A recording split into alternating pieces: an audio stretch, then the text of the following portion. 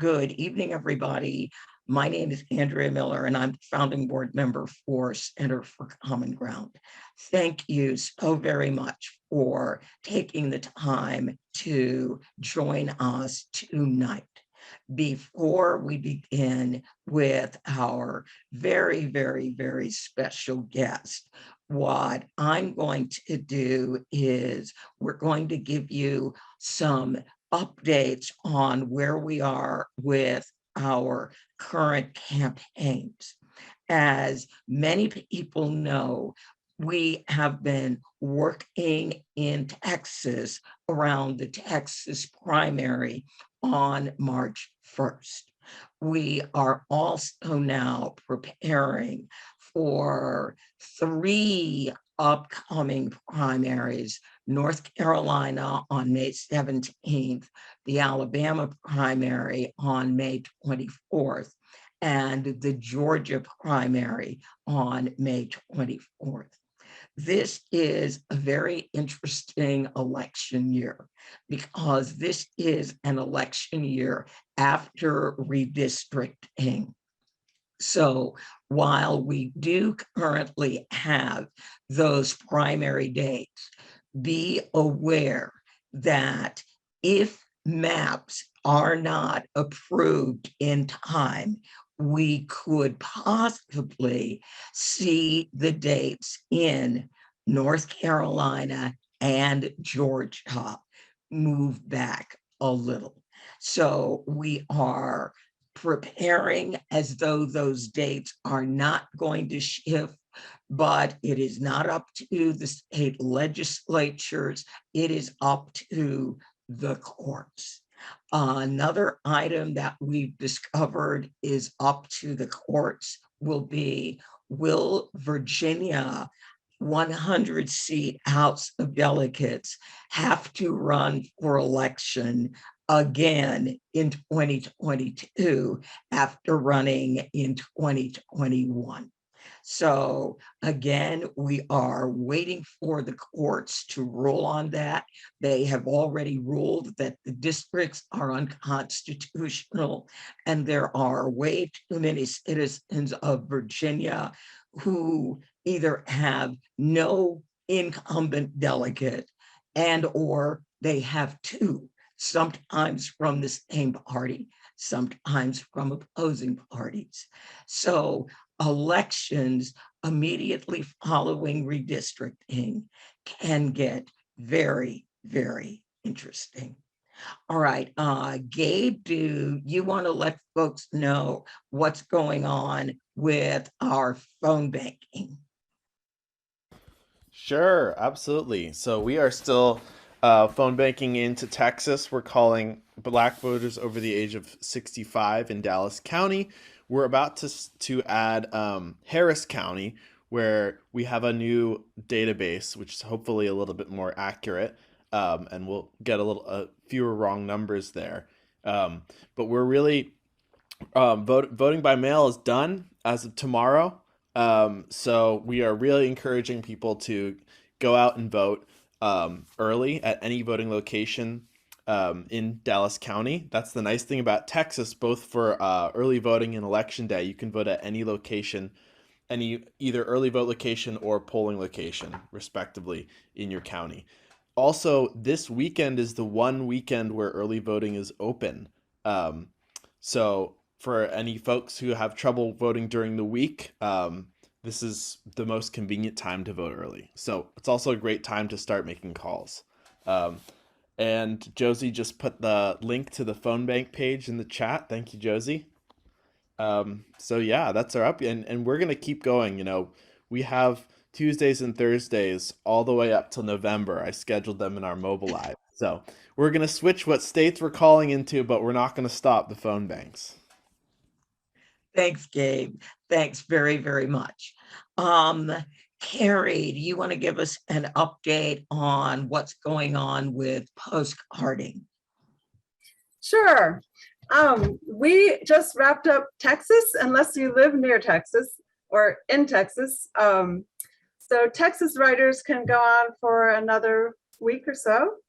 And the rest of us are taking a nice deep breath and we're networking like crazy to spread our campaign around. And in mid-March, we're going to start definitely on Alabama, but then North Carolina, Georgia dates are up in the air. So we'll see about that. But we've got those 3 big states coming up, and I think everybody's getting warmed up after the winter holiday, and we're going to have a great year at postcarding this year. All right, I love it. Now I'm going to give you an update about texting. We had a major problem with the quality of the cell numbers that we purchased. And so right now we are renegotiating or negotiating with Twilio to have them allow us to text again. PDI provided us with a new set of cell numbers, and that new set of numbers, out of 300 texts we sent, there were only 3 bad numbers. So we are working through that. And if we cannot arrive at a satisfactory resolution by Monday, I prefer tomorrow, but by Monday, then I will look at other alternatives for texting, because we do have our own spoke surfer. So with that, I'm going, oh, goody. We are actually running a little early. So since we're going to be talking about Washington, D.C., my friend Bill Bronston mentioned a video about D.C. It's called Who Cares About D.C.? And it should be a very enlightening video. I'm going to drop the link in the chat. All right, who cares about DC? I originally started working on lobbying for DC statehood probably around 2016, 2017, when we first started seeing bills reintroduced, and we had bills in both the House and the Senate. So I never mind actually being ahead of schedule. So Carol, will you do us the great honor of introducing our guest? Well, it is absolutely my pleasure to introduce this man. His name is Owolewa. I have been practicing that all day, and I hope I didn't really make a mess of it. Just to sound excellent. So a lot of us were, I hate to say this, somewhat unaware that DC actually is probably one of the largest areas of voter suppression in the country, with over 700,000 people of color living there, and they have no voting representation in Congress. So Oye has this incredible distinction, I think, of being the first Nigerian American in US history to be elected to the Congress. What I'm going to do, Oye has done a phenomenal video with BBC. And I'm going to go ahead and show that, and I'm going to share my screen so you can watch it. Okay, here we go. I may be the first Nigerian American ever elected in US history to Congress, but I surely don't want to be the last.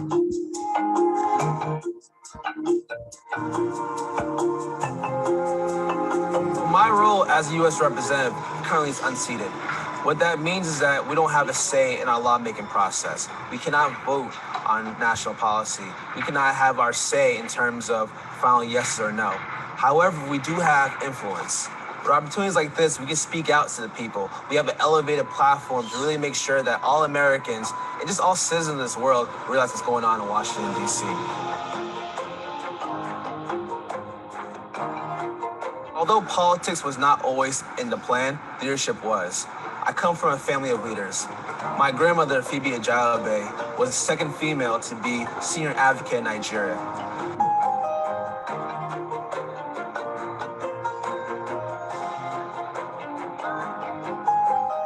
We deserve our voice. 700,000 of my neighbors have no voice in this building, which means that we could pay for national policy, but we have no say in it. Right now, we are in front of the U.S. Capitol building with the Statue of Freedom on top. This is the seat of the government. This is where the U.S. representatives come and convene and do business. This is once DC becomes a state, will be where I will be working. Upon statehood, I will be able to gain a voting seat in Congress without a special election.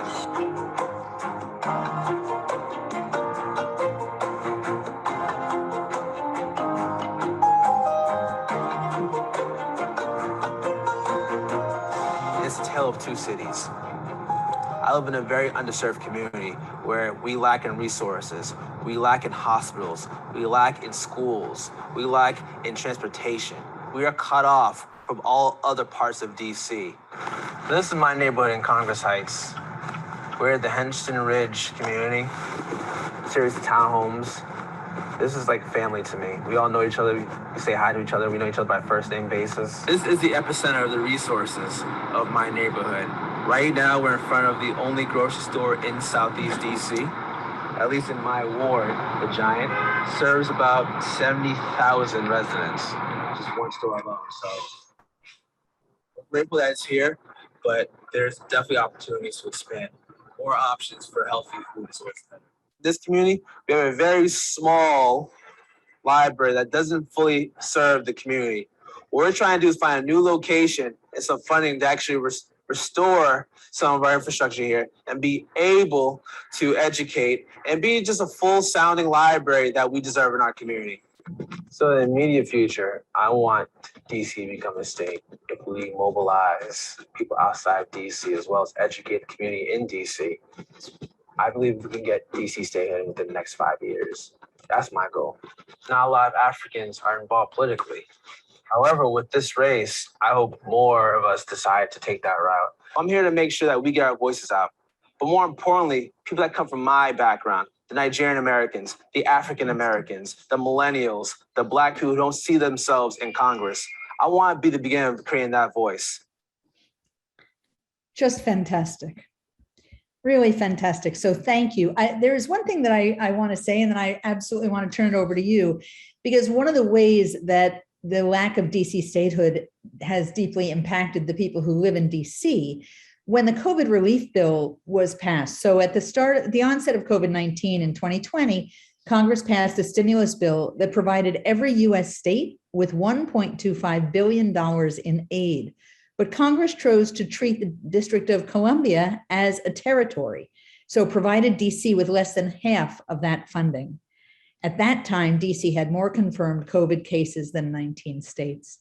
Just appalling. Anyway, with that, I'm going to turn it over to you with profound gratitude for your spending time to be here. Thank you, Oye. Please take it away. Absolutely. Thank you so much for having me, Common Ground. But before I get into my speech, I want everyone to sit back, relax, and think about this one story, this one analogous situation. So we just passed Super Bowl, and imagine if everyone on this call received a bill for the ticket to go to the game.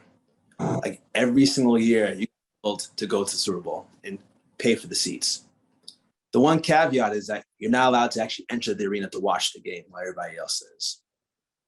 So just imagine every year you pay thousands of dollars to go see a game that you can't actually see in person. Now, couple that with what would you do if you realize you're in the situation? Would you try to not pay for the tickets anymore, even though you're forced to? Would you try to barge into the arena and just find your way in? Or would you try to sue to get yourself into it?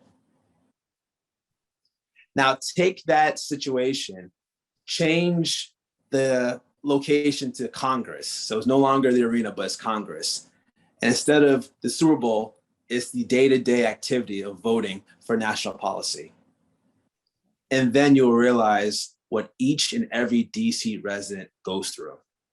We are living as second-class citizens in this country by lacking congressional voting rights. That's the people I serve. My name is Dr. Owolewa, and I am the US representative of Washington, DC. Now, because DC is not a state, I don't have a congressional seat. I don't have a congressional vote. I don't have the rubber stamping power that most of my colleagues in other states have. But rather than focusing on what I don't have, I use what I do have, which is the support of the DC residents, as well as the things I've learned from my background. A background that begins in Boston, Massachusetts, the two Nigerian parents that pushed me to strive academically. That story beginning as a young Black kid in the inner city, being bussed out to a wealthier white neighborhood to learn and have a better educational process, where I was encouraged to suppress my differences and fit in by being quiet and trying to get along with everybody. Where being that polka dot led me to pharmacy school, where I graduated as the only Black male in a 150-person class. When realizing that rather than suppressing who I am, by amplifying what I believe in my thoughts, I will actually show what people from my background could be. That was the early example of what representation is. So days after graduating from pharmacy school, I moved to Washington, DC. I started volunteering in elementary schools, getting kids interested to pursuing the sciences that I fell in love with. Kids that looked like me that would never see a pharmacist walking down the street. That's when I realized that representation was critical. I got more involved in the community. I got more involved in DC politics, and I realized that although I love DC, and I love the culture, I love the people of different backgrounds, different skin colors, different beliefs, I realized I sacrificed my political rights by leaving Massachusetts and moving to DC. As a DC resident, we live in a non-state. We are controlled by the federal government. We don't have final say over our laws. We don't have final say over our budget. We don't even control our criminal justice system. We can't even vote for our judges like our friends in Maryland, Virginia, and every other state. So I got more involved in fighting for DC statehood. I got involved with other groups that are really passionate about this fight and realizing that I too have a say in this. So I ran for US representative, and all I was thinking about was how to bring representation to the 700,000 Americans living in the district. But as I got closer and closer to that goal, I realized it's not only the 700,000 of my neighbors, it's also the Africans. It's also the millennials. It's also the LGBTQ plus community who are living in states where their rights are suppressed. It's all those who look in Congress and don't see themselves. And then I realized that we have an opportunity to make sure that everyone knows that DC statehood is a nationwide issue and not a localized one. Upon my election, I got a lot of exposure, whether it's from Boston, Massachusetts, whether it's from DC media, whether it's international media. And I used that opportunity to let everybody know from here to wherever what DC statehood means, not only us in the district, but everyone else in the world. I've also used my experiences and I also used my opportunities to be more and do more in this office and raise the bar like we haven't before. I was covered in dozens of articles talking about DC statehood, talking about how that impacts those in Nigeria, how it impacts those in other cities. Talk about how DC has a larger population in 2 states, and we pay the highest per capita taxes. But we were also able to bring the fight for DC statehood in a fun way. My office collaborated with exotic car groups to trick people into learning about DC statehood by putting placards on nice cars. We were able to go to other states like West Virginia and have the House of Delegates introduce a DC statehood bill. At a time where we have passed the DC statehood bill through the House of Representatives for the second time in history, and have 45 senators co-sponsor a similar DC statehood bill, the largest amount of supporters ever in Congress. We have the opportunity to get this done. In my role as US representative, I also want to make sure that the fight for DC statehood is not a siloed conversation. We understand that those that get in our way for equality are also those that get in the way of climate change, those that get in the way of economic justice, that gets in the way of criminal justice. And we wanted to make sure that DC statehood is not a standalone issue. That having more voting representatives from the District of Columbia, having more senators from the District of Columbia gets us that much closer. That if DC statehood is the meal on the table, that what gets me to the table may not be the same thing that gets someone from Texas to the table, that gets someone from Alaska to the table, and how we can not only focus on what we care about in the District of Columbia, but also those outside the district. Another thing about my office is that we are so inspired by other activist groups in DC. What we lack in votes, we are making up in voice. We're making up in effort, writing postcards to different states. We're making up in our economic power. We have a campaign of no donation without representation, where we are challenging national elected officials and candidates alike to support DC statehood openly, because they can reach places that we can't. We are taking advantage of the fact that we are so virtual now. We can touch people and reach people that we have never before. Making sure folks in Lagos, Nigeria, making sure that people in Anchorage, Alaska, Charleston, West Virginia, understand that DC statehood will improve their infrastructure. Having votes from our side will improve their roads, will allow folks who make more to pay their fair share. To tie DC statehood to progressive policies to not only be our own issue, but be the engine to cure theirs. As US representative, I'm also extremely excited about the opportunities that are afforded to us today. We're able to engage in national debate. We're able to engage folks who don't come from where we come from, but now live where we're at. And I'm challenging DC's residents and political parties to do more to have a say in national matters. I've collaborated with organizations to challenge the White House to come up with strategic policies to end student debt crisis. We're talking about changing bankruptcy laws, talking about canceling student debt. We're talking about systemic changes to how we address loans, interest-free. This is the future of our fight. This is a national issue. This is no longer something that folks in one corner of the United States can talk about. This is not just something that people in America can talk about. My parents were born in a country where the United States goes to and tells them to demand that they have fair elections, promote democracy.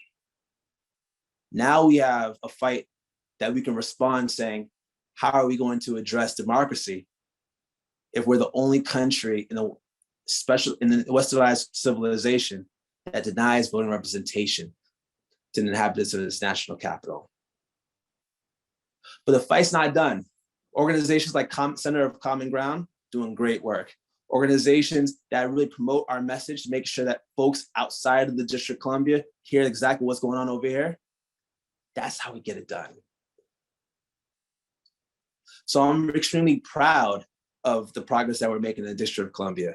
And I truly believe that we can get statehood within the next 5 years if we really focus our efforts, if we really take our time and make sure that every American understands that regardless if they vote red or blue or neither, that their lives will improve by having DC involved in national policy. It's time to be able to get into the game and not just watch from outside. And I'm very appreciative of this moment. I thank you all for having me. And I'm extremely excited about our next steps together. Thank you so very, very, very, very much. Now, we gave people an opportunity to submit questions for you. So Josie, do you want to go ahead with the questions? Yeah, absolutely. Thank you so much for all the amazing work that you're doing around DC statehood. It's really great to hear about it and very inspiring. Even though I was born in DC, I now live in Brooklyn, New York, but I often think about how I would think about politics if I knew I didn't really have that much of a say in them. So for my first question, it's DC statehood has been contested for a very long time. But why won't the US resolve this and give DC its deserved statehood? Why has this just not happened? That's a great question. And oftentimes it's partisan issues. A lot of people feel like having representatives from DC will automatically turn into a blue state. Now, 50, 60 years ago, when Alaska was admitted to the Union, that was thought to be a liberal state. And when Hawaii was brought into the Union, it was thought to be a Republican state. However, that's flipped. So rather than try to engage us and convince us to believe in their beliefs, oftentimes the other side of the aisle, they engage in voter suppression. Now, the way I believe we can overcome this is by letting folks know in individual states how DC state impacts them. I've gone to West Virginia. I've talked to people about infrastructure. I've talked to people about voting rights. I've talked to people about ethics. And regardless of what they vote, they believe in those core issues of equality. So having that idea and pushing people to really embrace DC statehood is, I believe, the best way to encourage the elected officials to pay attention to this issue. Absolutely, yeah. It's very, especially if the majority of Americans support this issue, to have these senators and Congress keep DC from having a vote is massive voter suppression and long overdue. And this is something you've talked about a little bit, but I wonder if maybe you have some more specific examples about what people who live outside of Washington, DC can do to support the DC statehood movement. That's a great question. The easiest thing to do is lobby your elected officials, your senators, your representatives, even your governor, county clerks. All politics is local. Reaching out to your elected officials and telling them that this is an issue that you care about is the best way to move them into thinking about this. I can go to West Virginia, I can go to Alaska, I can go to Arizona all day long. But when the constituents of that area starts talking to their elected officials about what they care about, whether it's DC statehood, whether it's fair taxing system, whether it's about their roads, that's really how you energize their office to make a stance and take a stance on this issue. Absolutely. The more we talk about it, the more people will be thinking about it, which means the more our elected representatives are going to be talking about DC statehood and recognize its importance. So I have two questions that are a bit more technical, but I think important for us to be aware of. For DC statehood to pass in the Senate, which it passed out of the House this session, right? And now is awaiting a vote in the Senate. When it gets to that point, do we need a simple majority or are 60 votes required for DC statehood to occur, and or do we also need ratification by the states for this to happen? That's a great question. Typically in the past, most states were passed by a simple majority through the Senate. Now with current filibuster rules, there's the 60 vote threshold. What we believe in DC, at least a lot of us in DC believe, is that we should abolish the filibuster because it never was meant to create compromise and bipartisanship. It always stopped progressive policies from happening. It seems as if the Senate is the graveyard of good ideas. So what we believe should be done is the filibuster should be done away with, and a simple majority should be able to ratify and admit DC into the Union. Yeah, we agree. This 60 votes has not been very good for protecting our freedom to vote across the country. So I think that would be great. So now, this is kind of related a little bit to something you've talked about as well. But what is a realistic time frame for, do you think, for Congress to accomplish statehood? I know you said within the next 5 years was something that you believe in, but. Well, the reason why I say within the next 5 years is because I believe people are very activated about certain issues, whether it's filibuster reform, whether it's talking about progressive policies. I believe if we act strategically and we move all in the right direction and we engage folks who believe in what we believe in and vote differently or what have you, just talking about what we agree on, I believe we have a big shot at really changing the focus of this country. 5 years ago, people weren't talking about police brutality the way we are now. We're a completely different country than we were 5 years ago. After the George Floyd murder, after the Black Lives Matter movement, after the big push for progressive policy, is a Republican president, Donald Trump, passed criminal justice reform. So that could show you what the tide could change when we all move in the same direction. I believe we move purposefully. I believe with the internet, we're now able to access people and ideas and share ideas in a way we never could have before. And I think that could really aid our fight for DC statehood. Yeah, absolutely. Just repeating the message over and over and over again until people, that's all they're thinking about. You go to bed and you think about DC statehood. I'm actually going to move to not directly the next question that I have, but one that Erica has in the chat, which is related to one that someone else asked as well, which is about suggestions for Maryland to absorb DC instead of DC statehood. What are your thoughts on that? Yeah, it's a question, and it often comes up a lot. The question is about retrocession, where the area that was ceded to DC will be retrocessed back to Maryland. The easy answer is we don't want to be part of Maryland. Maryland doesn't want to be part of us. So at the end of the day, we want our own rights, we want our own culture, we want to be our own state. We are definitely supportive of Maryland having their own state and their own governor and whatnot, but we believe we deserve our own as well. We have our own culture, we have our own sports teams, and we have our own voice. And we believe we have something to say and contribute to the national lawmaking system. Absolutely, yeah. If Maryland doesn't want you, Virginia doesn't want you, and most importantly, you all don't want to be part of them, it makes sense that that's not the solution. Absolutely. Not to cut you off, but no, I saw that DC overwhelmingly supports DC statehood.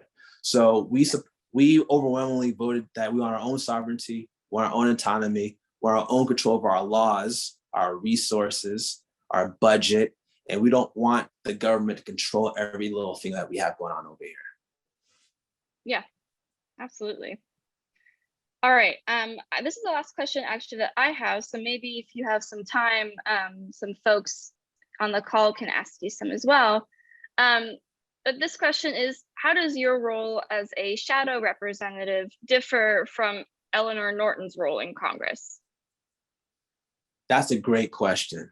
So the Honorable Eleanor Holmes Norton is the delegate of DC. So she's able to sit in committees, she's able to have a congressional seat, but she lacks that voting right. With me, I don't have a congressional seat. So all my work is done grassroots. I go to other states, I do a lot of work in the neighborhoods and that forth. Well, what I lack in a vote and what I lack in the seat, I make up with purpose and service. So we've been in classrooms talking to students. We've been in classrooms doing experiments with students. We have done interviews. We've done car rides for statehood. We have submitted 3 resolutions to Congress and successfully lobbied the DOJ to overturn their memo, which will allow COVID release non-offenders to finish their sentence at home. We've done so many things to affect thousands of DC residents that although we lack that seat, I focus on what we do have and focus on the work we have done. And I'm very, very honored to have this role, and I'm very happy with the work I've done within my first freshman year, essentially, in this role. Yeah, I mean, I'm very excited that we got to hear about all the amazing work that you've done, and I hope that sooner than later you're able to also have a seat in Congress and a vote. Yeah, so I'm done with these questions, but I'm curious if there are folks here on the call tonight. I see Carol has her hand raised. If you want to go ahead and ask your question. So this is fabulous. So, and thank you so much for this just incredibly enlightening talk. So my question is, we often have a lot of difficulty getting people to go to the polls and understand what's on the ballot, right? That's kind of an ongoing story, is why do you go vote? Why are you voting for this person or that person? So I'm kind of curious to know, how do the people in DC understand that they are, or how do you help them to understand that they're actually voting for somebody to be in Congress who doesn't necessarily have a vote in Congress? How do you sort of put those two together in a way that makes sense to people to get them to come out and vote? Does that make sense? Yeah, that's a great question. And as a young millennial elected official, rather than just being an election time politician, I just stay involved in the community, whether it's doing the rallies or be on the radio. I just consistently talk about not only my role as U.S. representative who's unseated, but our place as DC residents in this country.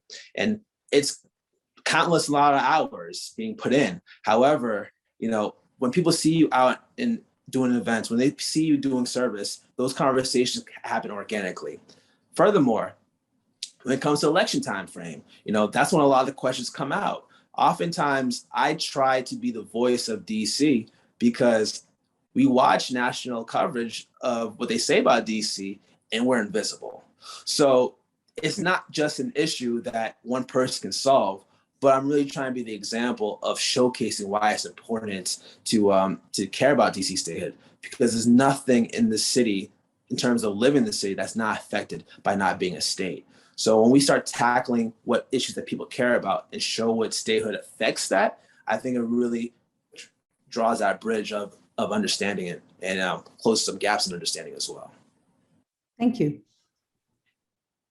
I love where you went with your last statement, that it helps people with their understanding, because this really is an incredibly bizarre situation. Washington, D.C., site of the nation's capital. It's a city, but the people who live in the nation's capital, while they can really vote for president, they don't really control much of anything else about their lives. Absolutely. And it's something that once you put more spotlight on it, people really figure out what's going on. I feel like the biggest issue against DC statehood isn't our opponents, it's the people who don't know. So the more we put spotlight on this issue, the closer we get to equal rights. I like that. So I'm thinking maybe, Josie, one of the things that comes out of this is we need to do another, just maybe a straight alert, getting people to pressure their senators to really try to move this. I'm trying to think where would be the best pressure points, because when we look at the Senate, we still don't even have 50 votes. The holdouts are exactly who you would expect.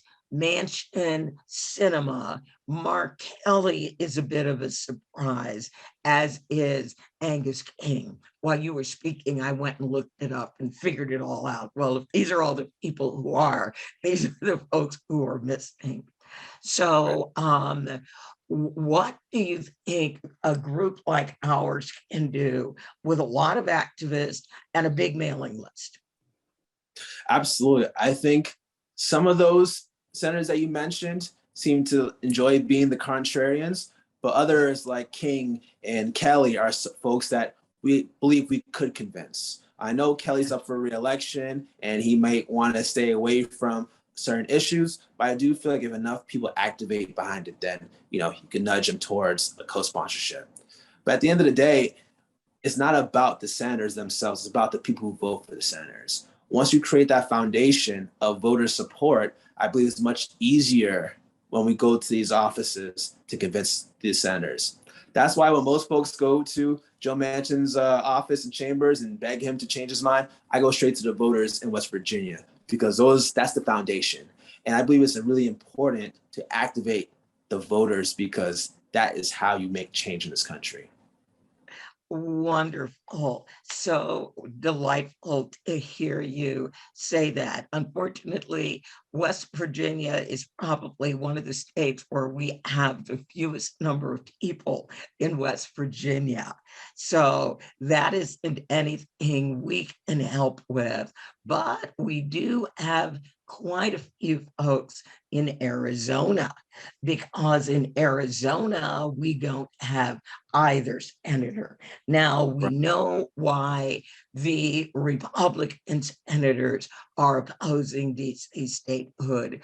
I have a number of friends who live in DC, and what they have always said is that, at least right now, in its current iteration, DC is not only Democratic, it's progressive, which tends to scare people even more. Right. And to follow up on that point, we are progressive in DC, but we're also progressive in the right way. So when other states are trying to challenge the criminal justice system, like ending cash bail, and figuring out how they can do so, what impact it will have in the community, they can look at DC, because DC ended cash bail in 2018. You know, when certain cities and towns are trying to pass the Crown Act, which would be an anti-discrimination bill against people with different hair, most notably Black women, they can look at DC as a model, because we also passed that in 2018.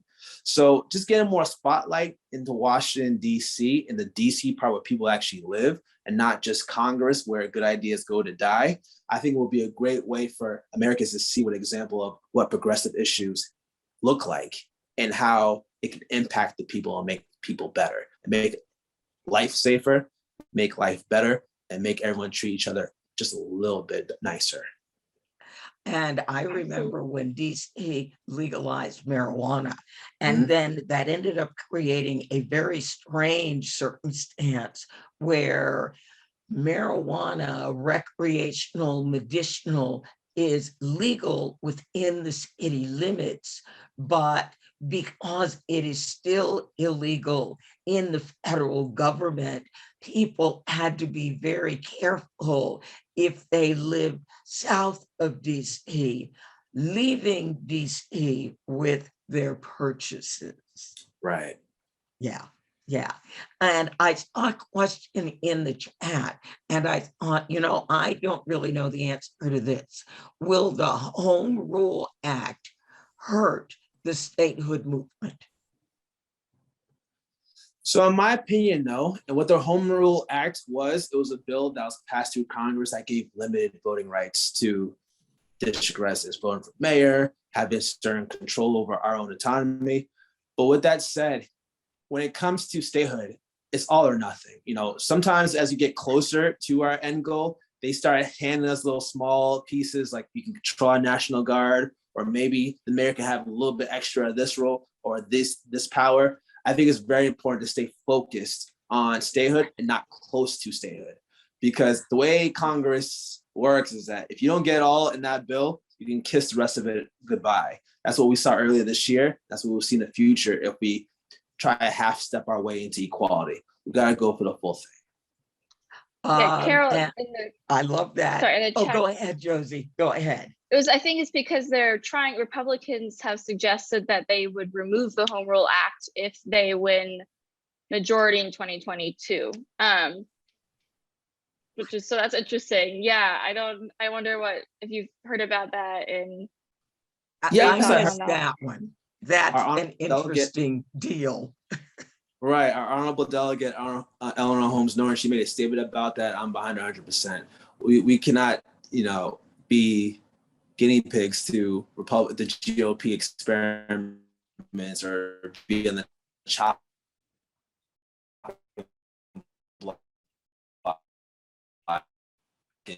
Oh, you're freezing up a little bit. Somebody worth the government.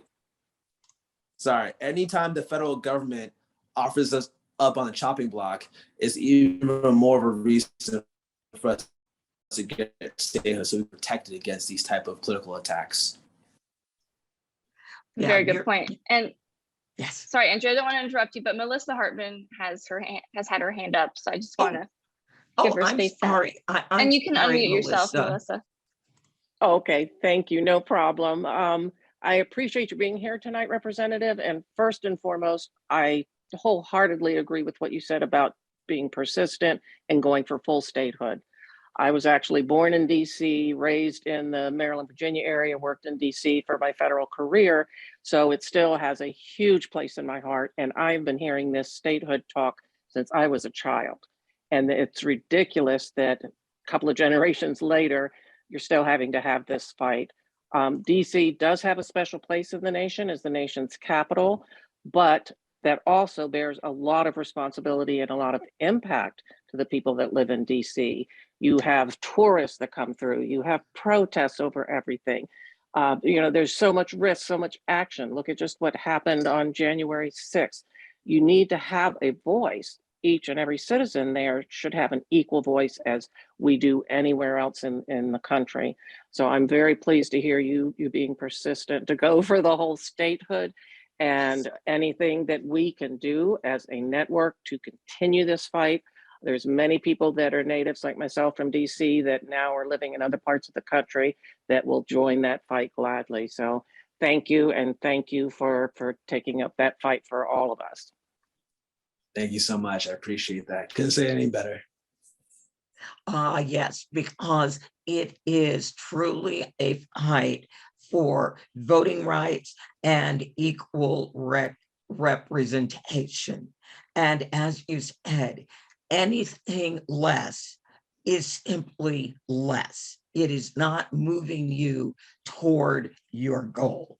The goal is the citizens of DC, and I believe your new name will be the Douglas Commonwealth, must stand equal toe to toe with citizens of all the other 50 states in the union. Absolutely. So I like that notion. I really, really do. I really, really do. Do we have other questions? Oh, I see everybody saying you are awesome. All kinds of thank yous that are in the chat. And that is really great. Yes, Anne. When we look at what they've done with the Douglas Commonwealth, they have carved out the federal district, and that will remain the District of Columbia. Everything that is not federal property, where people have the ability to live there, that will become the Douglas Commonwealth. Oh yes, there's a comment. Keep up the fight and you have a great smile. I agree. Thank you. And one other thing to add as well, something that grinds my gears so often is when I see all these congressional candidates put out commercials saying that Washington is broken. Washington is not broken. It's that little house where folks who are not from DC, that work in DC, that create laws, that part might have issues. But the rest of DC is vibrant. We have some of the smartest people in the country, some of the most loving people in this country. We are very progressive, and we are a model of other cities and states to emulate. And I always want to push back against that DC is broken comment, because it marginalizes the folks who live in DC. Reason why I want to amplify all of our voices in the District of Columbia, because just like I was that kid in pharmacy school, or the kid that was in Newton public schools that was a lonely only, it's important to represent. It's important to get your voice out. It's important to have your voice, your story told, but also told in your own words. So part of my passion is amplifying those voices. So when they say DC is broken, there's that subtext that says DC is not broken. And that's conversation created by us. So these kind of presentations, these kind of events with you guys at Center for Common Ground, it's critical of getting our voice out. because this is our way of fighting back. This is our way for promoting DC statehood. This is our way of putting our faces on the narrative and showing what we can provide for this country once we become a state. This has been so incredibly wonderful. Everybody is saying they are eager to get to work to help get this done. This is great. People are saying, I've got, a daughter in Adams Morgan. So glad that you are their representative. This has been absolutely wonderful. So comment, the People's House is broken and leaking severely. Actually, it's the Senate, which is not the People's House. The People's House passed HR 51, the DC Admissions Act. But again, what did disappoint me about the House passage was it was straight along party lines, 217 Democrats and not a single Republican. And they're always screaming about representation and states' rights. Well, apparently that's for them, not for, those people. Not a single one stood up. And the same is true in the Senate. This should not be a partisan issue. Do 700,000 plus residents in the capital city of the United States of America, do they get representation or don't they? There should be no question.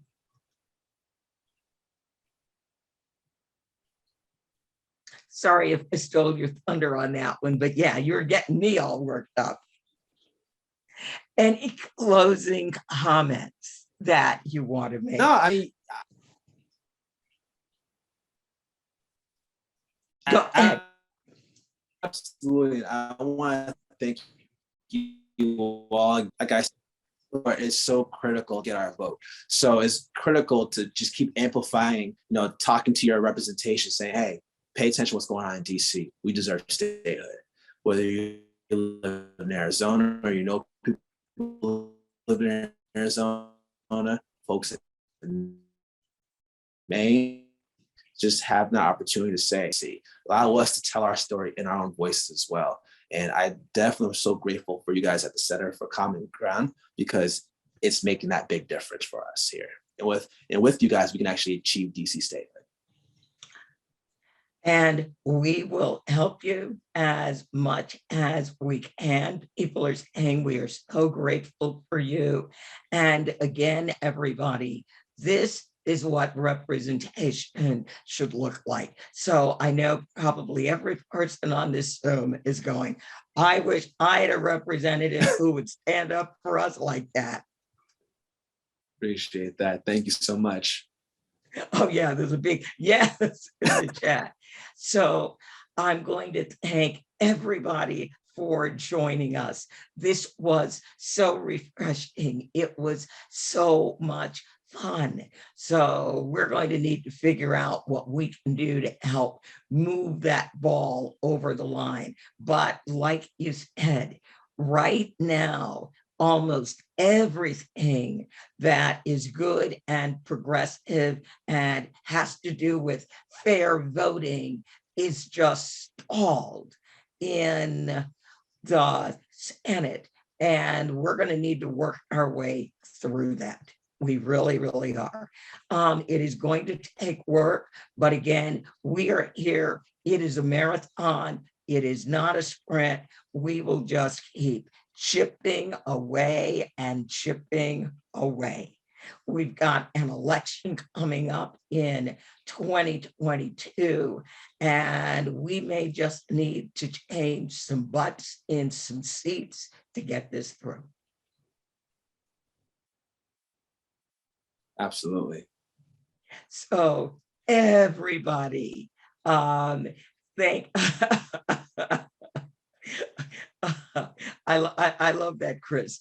Get street theater types to dress in 1700 clothes and dump tea into the river. No taxation without representation.